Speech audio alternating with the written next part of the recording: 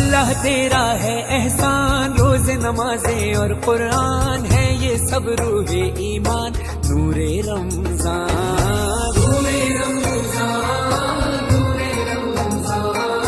نور رمضان۔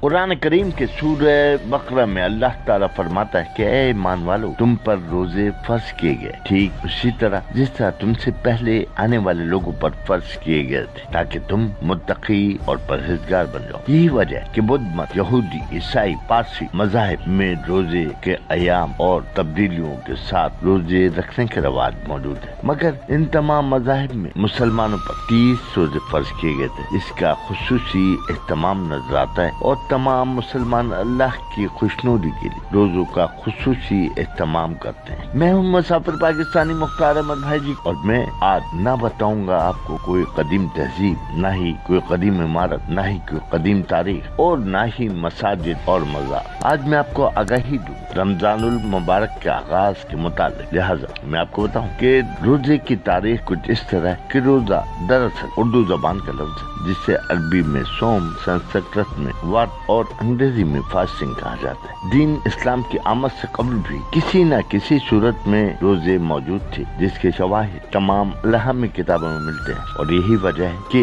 بابلی، مصری، یونانی اور قدیم ہندو تہذیبوں میں مختلف صورتوں میں کسی نہ کسی طرح روزے موجود تھے۔ لیکن اگر اس کی ابتدا کی بات کی جائے تو روزے کا آغاز حضرت آدم کی دنیا میں آنے کے ساتھ ہی ہو گیا تھا۔ انہیں حکم ملا کہ روزے رکھو، جس پر حضرت آدم علیہ السلام ہر ماہ 3 روزے رکھا کرتے تھے، جسے صیام توبہ کا نام دیا گیا۔ ٹھیک اسی طرح حضرت نوح 3 روزے رکھا کرتے تھے، اور یہ روزے طوفان سے نجات پر یوم تشکر کے طور پر رکھے جاتے۔ حضرت داؤد بھی 1 دن روزہ رکھتے تھے اور 1 دن افطاری کرتے تھے، اور اس طرح وہ 1 سال میں 182 روزے رکھا کرتے۔ حضرت سلمان علیہ السلام ہر ماہ 9 دن کے روزے رکھے تھے، اور اس طرح مختلف مذاہب میں روزے رکھنے کا رواج کسی نہ کسی طرح موجود تھا۔ اور سب سے قدیم مذہب ہندو مذہب کے مطابق ہندو سال میں 24 روزے رکھتے ہیں، جو کہ ہر ماہ کی 11-12 تاریخ کو رکھے جاتے ہیں، جبکہ ان کے ہاں بزرگوں کی وفات، شوہروں کی درازی عمر پر بھی روزہ یعنی کہ ورت رکھا جاتا ہے، جس میں وہ پھل، سبزی، دودھ، پانی کا استعمال کر سکتے ہیں، مگر کوئی پکی ہوئی چیز نہیں کھا سکتے۔ اسی طرح بدھ مت میں مہاتما بدھ کے 13 اعمالوں میں سے روزہ ایک ہے، اور یہ روزہ گوتم بدھ کی